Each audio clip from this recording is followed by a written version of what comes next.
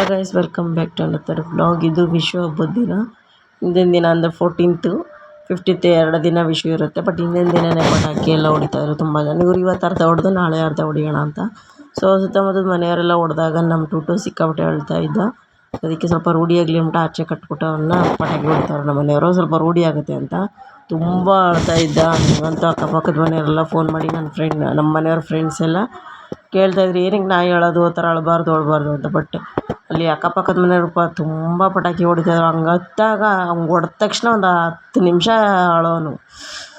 ಅದಕ್ಕೆ ಇವರು ರೂಢಿ ಆಗಲಿ ಅಂದ್ಬಿಟ್ಟು ಹತ್ರದಲ್ಲೇ ಹೊಡಿತಾಯಿದ್ರು. ಬಟ್ ಅವಾಗೇನು ಇರಲಿಲ್ಲ, ಸ್ವಲ್ಪ ಬೆಚ್ಚಾಡ್ತಾಯಿದ್ದ ಅಷ್ಟೇ. ಅಲ್ಲಿ ನೋಡಿದ್ದಕ್ಕೆ ನಮ್ಮ ಮನೆಯವ್ರು ತುಂಬ ದೂರ ಹೋಗಿ ಮನೆಯಿಂದ ಮುಂದಕ್ಕೆ ಹೋಗಿ ಹೊಡಿತಾವ್ರೆ. ಯಾನೆ ಪಟಾಕಿ ಎಲ್ಲ ತುಂಬ ಸೌಂಡ್ ಇರುತ್ತಲ್ಲ, ಅದಕ್ಕೆ.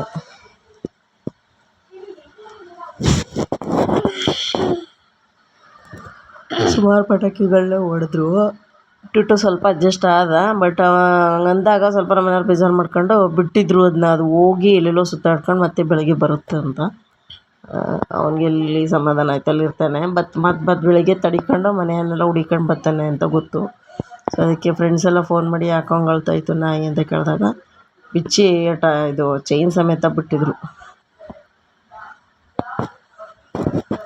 ಹಂಗೆ ಸಿಡಿಯುವಾಗ ಸ್ವಲ್ಪ ರಿಯಾಕ್ಷನ್ ಮಾಡ್ತಾಯಿತ್ತು ಟುಟ್ಟು. ಆಮೇಲೆ ಹೋಗ್ತಾ ಸರಿ ಆಯಿತು.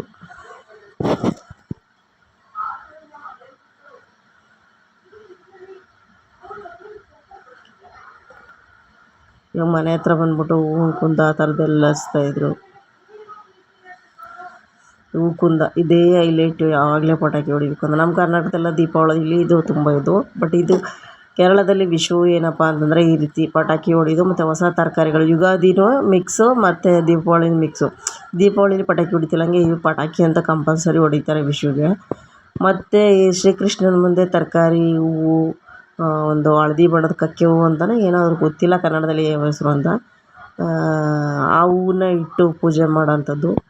ಅದರಲ್ಲೂ ಎಸ್ಪೆಷಲಿ ನೈಟು ಕೃಷ್ಣನ ಪೂಜೆ ಎಲ್ಲ ಅದನ್ನೆಲ್ಲ ಇಟ್ಟು ರೆಡಿ ಮಾಡಿಬಿಟ್ಟು ಬೆಳಿಗ್ಗೆ ಎದ್ದ ತಕ್ಷಣ ನಿದ್ದೆ ಕಣ್ಣಲ್ಲಿ ಎದ್ದ ತಕ್ಷಣ ಕಣ್ಣು ಬಿಟ್ಟು ನೋಡ್ದಿರ ಬಂದು ಅಲ್ಲಿಂದ ಸೀದಾ ನಡ್ಕೊಂಬಂದು ದೇವ್ರನ್ನ ಪೂಜೆ ಇರ್ತಾರಲ್ಲ, ಅಂದರೆ ವಿಶು ಕಣಿ ಅಂತ ಮಾಡಿರ್ತಾರೆ.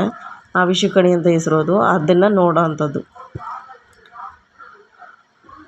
ನನ್ನ ಮಗನಿಗೆ ಸುರ್ಸುರು ಬತ್ತಿ ಅಂತ ತೆಗೆದುಕೊಟ್ಟಿದ್ವಿ. ಆ ಸುರ್ಸುರು ಬತ್ತಿ ಒಂಥರ ಫುಲ್ಲು ಡಾರ್ಕ್ ಗ್ರೀನ್ ಕಲರ್ಲಿತ್ತು.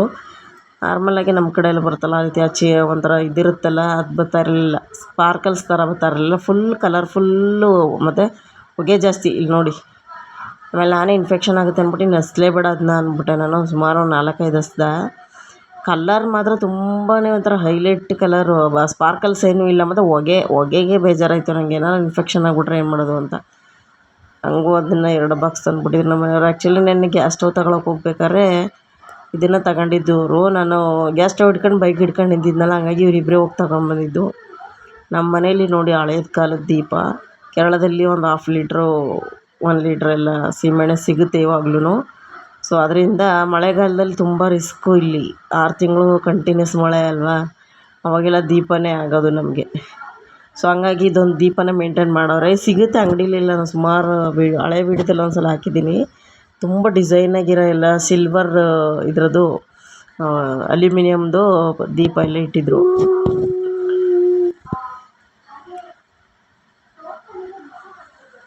ಬಾಯ್.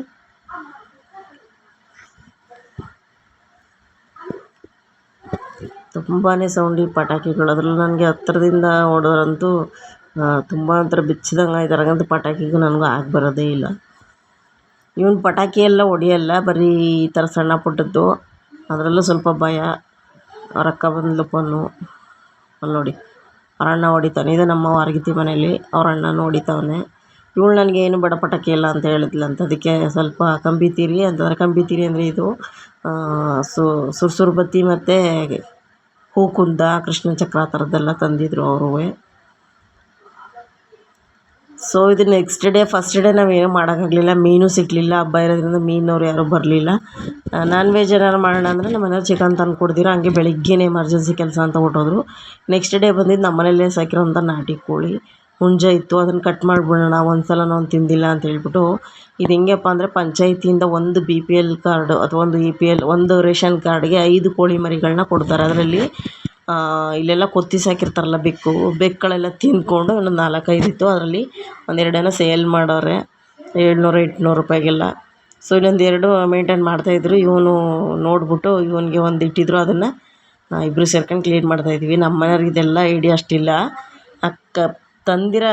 ಕ್ಲೀನ್ ಮಾಡಿಸಿ ತಂದಿರೋ ಚಿಕನ್ನ ಇನ್ನೊಂಚೂರು ಚಿಕ್ಕದಾಗಿ ಕಟ್ ಮಾಡಿಕೊಡಿ ಅಂದರೆ ಮಾಡಿಕೊಡ್ತಾರೆ. ಬಟ್ ಈ ಥರದ್ದೆಲ್ಲ ಕೆಲಸ ಗೊತ್ತಿರಲಿಲ್ಲ.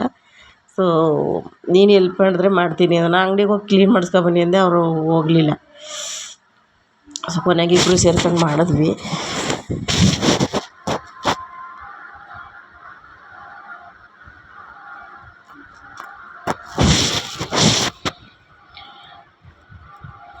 ಇದು ಐ ಥಿಂಕ್ ಪ್ಯೂರ್ ನಾಟಿ ಎಲ್ಲ ಅನಿಸುತ್ತೆ. ಈ ಕ್ರಾಸ್ ಬೀಡ್ ಅಂತ ಹೇಳ್ತಾರಲ್ಲ ಆ ಥರ. ನಾನು ಸಾಂಬಾರು ಮಾಡಿದಾಗಂತೂ ತುಂಬಾ ಟೈಟಾಗಿತ್ತು. ಕುಕ್ಕರಲ್ಲಿ ಕೂಗಿಸಿ ಮಾಡಿದ್ದು ನಾನು ಸಾಂಬಾರನ್ನ. ಸ್ವಲ್ಪ ಗ್ರೇವಿ ಥರ ಮಾಡ್ಕೊಂಡಿದ್ದೆ. ಅಷ್ಟೇನು ಮಟನ್ ಮಸಲ್ಸ್ ಇರಲ್ಲ ಇದರಲ್ಲಿ.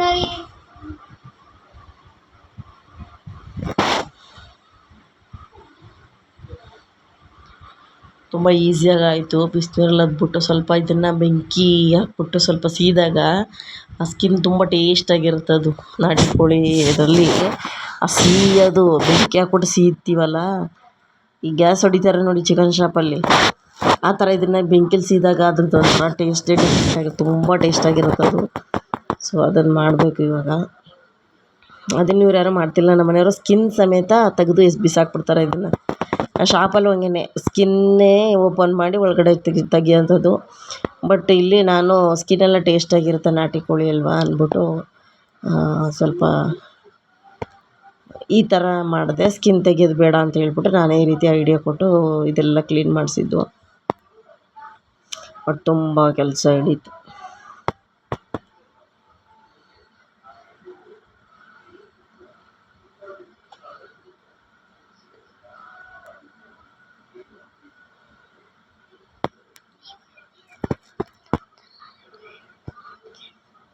ಇಲ್ಲಿ ನೋಡಿ ಇವಾಗ ಮತ್ತೆ ಇದು ಹಾಕಿದ್ವಿ. ಸ್ವಲ್ಪ ಗರೀಲಿ ಇದು ಮಾಡ್ಕೊಳ್ಳೋಣ ಅಂದರೆ 1-2 ಇದಿರುತ್ತಲ್ಲ ರೋಮ, ಅದು ಸೀದೋಗುತ್ತೆ ಅಂತ ಮಾಡೋಂಥದ್ದು. ಬಟ್ ಈ ರೀತಿ ಮಾಡಿದಾಗ ಸ್ಕಿನ್ನನ್ನು ಕಟ್ ಮಾಡಿ ಅಂದರೆ ಬರೀ ಸ್ಕಿನ್ನೇ ತೆಗೆದ್ಬಿಟ್ಟಲ್ಲ, ಮಟನ್ ಜೊತೆ ಅದು ಪೀಸ್ ಜೊತೆನೇ ಬಂದಿರುತ್ತಲ್ಲ ಸ್ವಲ್ಪ ಸ್ವಲ್ಪ ಸ್ಕಿನ್, ಅದು ತಿಂದರೆ ತುಂಬ ಟೇಸ್ಟಾಗಿರುತ್ತೆ ಈ ರೀತಿ ಮಾಡೋದ್ರಿಂದ. ಹಳೆ ಕಾಲದಲ್ಲಿ ನಮ್ಮ ಅಜ್ಜಿ ತಾತಂದ್ರೆಲ್ಲ ಇದೇ ರೀತಿ ಮಾಡ್ಕೊಬಂದಿದ್ರು. ನಮ್ಮ ಮನೇಲಿ ಈ ಕ್ಲೀನಿಂಗ್ ಕೆಲಸ ಎಲ್ಲ ನಾನು ಮಾಡಿದವಳೇ ಎಲ್ಲ. ಬಟ್ ಇಲ್ಲಿ ಫಸ್ಟ್ ಟೈಮು ನಾನು ಈ ಕೆಲಸ ಎಲ್ಲ ಮಾಡ್ಕೊಡ್ತೀನಿ. ಕಟ್ ಮಾಡಿ ತೆಗಿತಾರಲ್ಲ ಅದು ಆ ಕ್ಲೀನಿಂಗು ನನಗೆ ಬರೋಲ್ಲ ಅಂತ ಹೇಳಿದ್ರೆ ನಮ್ಮ ಮನೆಯವ್ರು ಮಾಡ್ಕೊಡ್ತೀನಿ ಆದಷ್ಟು ಅಂತ ಹೇಳಿದ್ರು.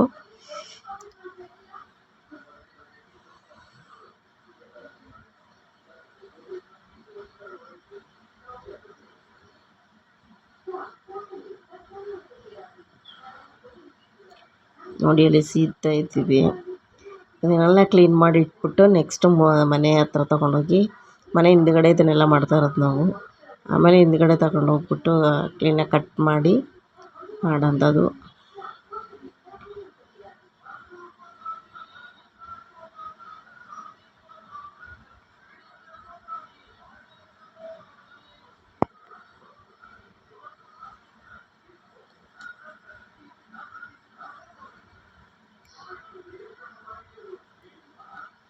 ಸೊ ಅಲ್ಲಿ ಇವಾಗ ಮನೆ ಹತ್ರಕ್ಕೆ ಮುಂದಕ್ಕೆ ಎತ್ಕೊಂಡು ಬಂದ್ವಿ. ಚೀಲ ಪ್ಲೇಟೆಲ್ಲ ಇಡೋದ್ರಿಂದ ಸುಮ್ಮನೆ ಗಲೀಜಾಗುತ್ತೆ ಅಂತ ಹೇಳ್ಬಿಟ್ಟು ಬಾಳೆ ಎಲೆ ಬೆಸ್ಟ್ ಅಂದ್ಬಿಟ್ಟು ಬಾಳೆ ಎಲೆ ಮೇಲೆ ಇಟ್ಕೊಂಡು ಕ್ಲೀನ್ ಮಾಡ್ತಾಯಿದ್ವಿ. ಮತ್ತೆ ಉಳ್ಕೊಂಡಿರೋದೆಲ್ಲ ನನ್ನ ಕೈಯಲ್ಲಿ ಇದು ಮಾಡ್ತಾಯಿದ್ದೀನಿ. ಅಲ್ಲಿ ನಾನು ಆರ್ಗಿತಿ ಮಗಳು ಕೇಳ್ತಾ ಇದ್ಲು, ಅದು ಏನು ಮಾಡ್ತಾಯಿದ್ದೀರಾ ಅಂತ. ಅದಕ್ಕೆ ಕೋಳಿ ತೋರಿಸ್ತಾ ಇದ್ದೀನಿ ನಾನು, ಇದನ್ನು ಕಟ್ ಮಾಡಿದ್ದೀವಿ ಅಂತ. ಆಮೇಲೆ ಬಂದಳು ಅವಳು ನೋಡೋಕ್ಕೆ ಅಂತಾನೆ.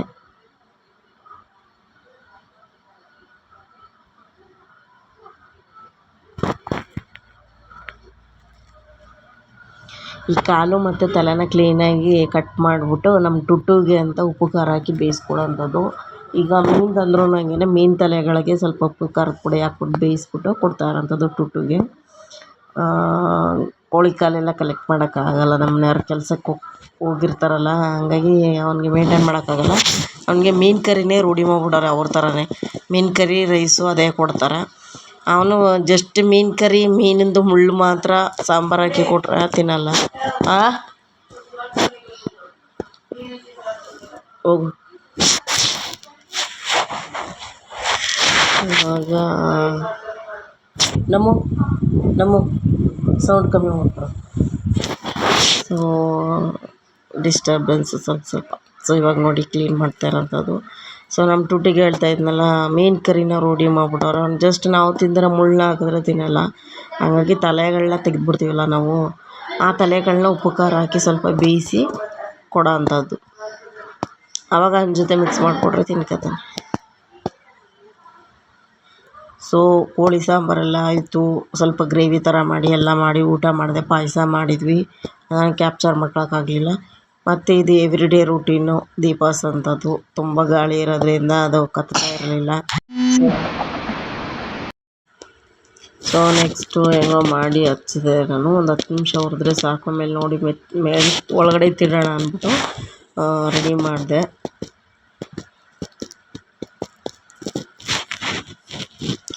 ಈಗ ದೀಪನ ಎತ್ಕೊಂಡು ಆಚೆ ಇಟ್ಬಿಟ್ಟು ನಮಸ್ಕಾರ ಮಾಡೋಂಥದ್ದು. ಮನೆಯವರೆಲ್ಲ ಸ್ನಾನ ಮಾಡ್ಕೊಂಡು ಒಬ್ಬೊಬ್ಬರಾಗೆ ಬಂದು ನಮಸ್ಕಾರ ಮಾಡ್ತಾರೆ. ಸೊ ಇದರಲ್ಲಿ 3 ಬತ್ತಿನ ಇಟ್ಟಿದ್ದೀನಿ. 2 ಬತ್ತಿದು ಹಳೆ ವಿಡಿಯೋದಲ್ಲೆಲ್ಲ ಹಾಕಿದ್ದೀನಿ ತುಂಬ ಸಲ.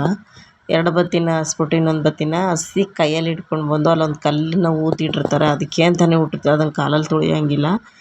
ಅಲ್ಲಿ ಅದನ್ನು ಇಟ್ಬಿಟ್ಟು ಮುಂಭಾಗ ನೋಡ್ತಾ ನಮಸ್ಕಾರ ಮಾಡ್ತಾ ನಾರಾಯಣ ಗುರುಗಳನ್ನ ನೆನೆಸ್ಕೊಳ್ತಾ ಅದನ್ನು ಇಡೋ ಅಂಥದ್ದು.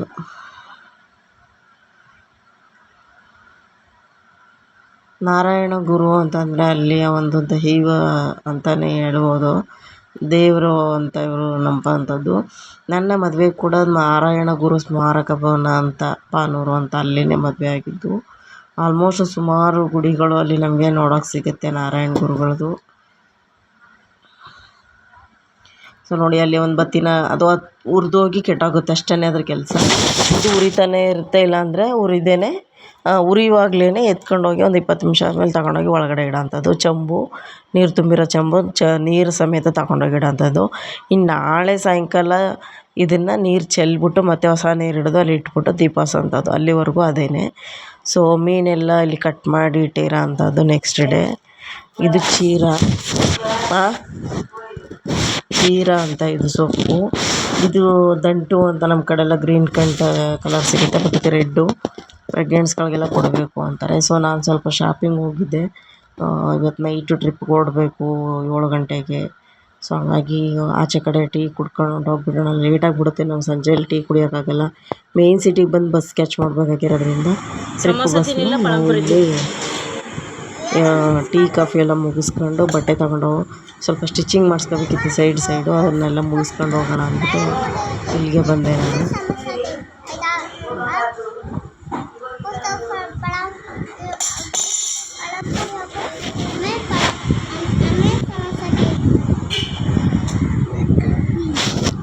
ನನ್ನ ಮಗ ಅಂತ ನಂಬರ್ 1 ತೀಟೆ ಸುಬ್ಬ ಇಡಾರ ಪೋಯೆಲ್ಲ ಬಂದ್ಮೇಲೆ ಹಿಂಗನೆ ಎಲ್ಲೇ ಟಾರ್ಚರ್ ಕೊಡ್ಕು ಟ್ರಿಪ್ಪಲ್ಲಿ ಹೋಗ್ಬೇಕು ನೀಕು ಉಂಟಿ ಬರ್ತಡೆ. ಸೊ ಇವ್ರನ್ನ ಕರ್ಕೊಂಡೋಗಿ ಯಾವ ರೀತಿ ಟ್ರಿಪ್ ಮಾಡಬೇಕು ಅಂತಲೇ ನನಗೆ ಗೊತ್ತಾಗ್ತಾ ಇಲ್ಲ.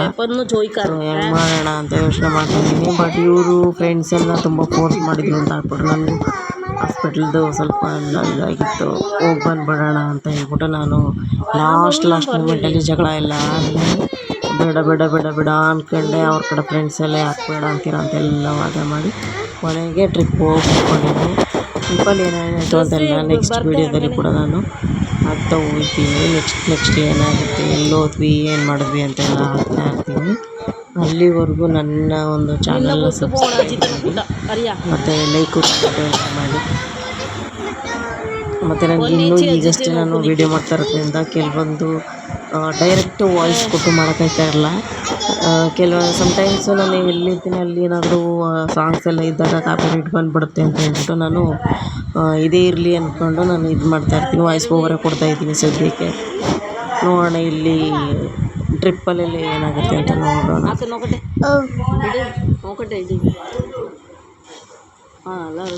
ಸೊ ಇದು ಎಗ್ ಪಪ್ಸ್ ಥರ ಇತ್ತು ಡಿಫ್ರೆಂಟಾಗಿ, ಬಟ್ ಬ್ರೆಡ್ ಇದು ಅಷ್ಟೇ, ಪಪ್ಸ್ ಥರ ಇರಲಿಲ್ಲ. ಬಟ್ ನಂಗೆ ಇಷ್ಟ ಆಯಿತು. ಇವನು ಅದು ಬೇಕು ಅಂತ ಕೇಳ್ದವ್. ನೆಕ್ಸ್ಟ್ ಇದನ್ನು ನೋಡಿದ ತಕ್ಷಣ ನಂಗೆ ಇದು ಬೇಕು ಅಂದ. ಕೊನೆಗೆ ಎರಡೂ ನಾನೇ ತಗೊಂಡಿರೋದು ಅಂದ್ಬಿಟ್ಟು ಕಿತ್ಕೊಂಡು ತಿಂತಾನೆ. ಬರ್ಗರು